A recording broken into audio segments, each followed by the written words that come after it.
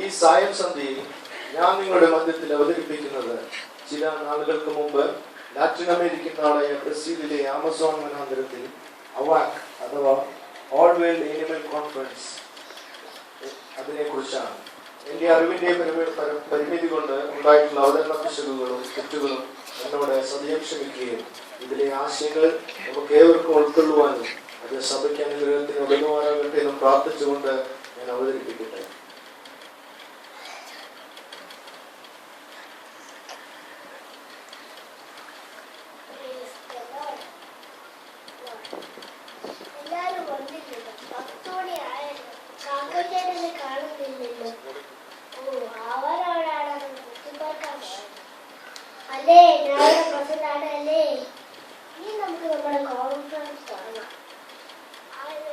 I welcome all of you to the special conference of this year. Spoken English for sake of on this occasion, I take this opportunity to welcome our distinguished guests, one friends. Now our Vice President will come forward and will continue this section. ഈ മകനീയ സമ്മേളനത്തിൽ കടന്നു വന്ന നിങ്ങൾ ഓരോരുത്തരും എഴുന്നേറ്റ് തങ്ങളെ പറ്റി ചുരുക്കമായി പ്രസ്താവിക്കേണ്ടതാണ്.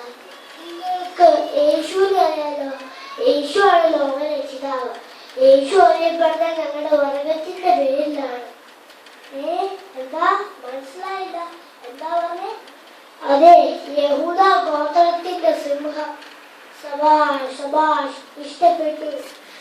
ദാനിയേലും കൂട്ടരും എന്റെ മുന്നിലേക്കാ വന്നത്.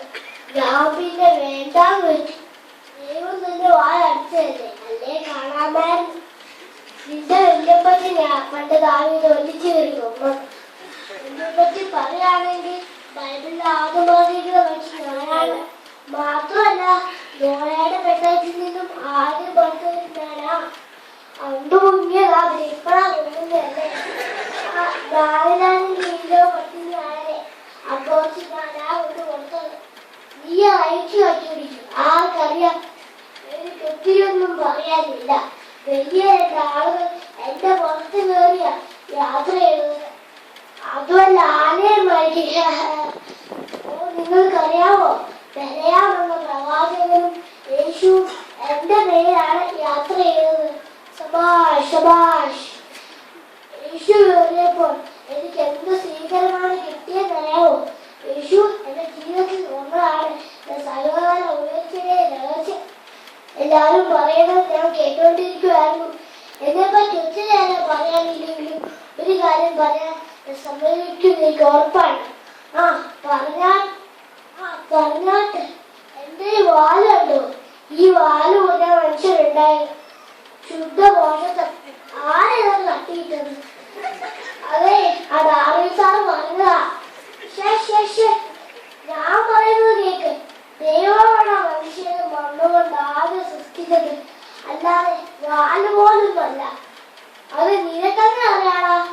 അവനല്ലേ ആദ്യം മനുഷ്യനെ പാപം ചെയ്തത്.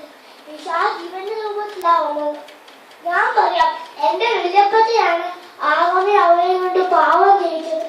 പിന്നെ യേശുവിനെ പരീക്ഷിക്കാൻ നമ്മുടെ മൂത്ത ചേട്ടനാ പോയത്. അപ്പൊ നിങ്ങളുടെ കുടുംബപരമായ ചര്യന്മാരല്ലേ. അപ്പോഴാണ് യേശു പറഞ്ഞത് നമ്മളെ പോലെ ബുദ്ധി വേണോന്ന്. പാമ്പിന്റെ ഒരു ബുദ്ധിയെ. നോഹയുടെ പെട്ടകത്തിൽ കയറിയ മൃഗങ്ങളിൽ ഏറ്റവും എളുപ്പമുള്ളത് എനിക്കായിരുന്നു. ഞാൻ കയറിയപ്പോൾ പെട്ടകത്തിന് സൈഡ് ചരിഞ്ഞു.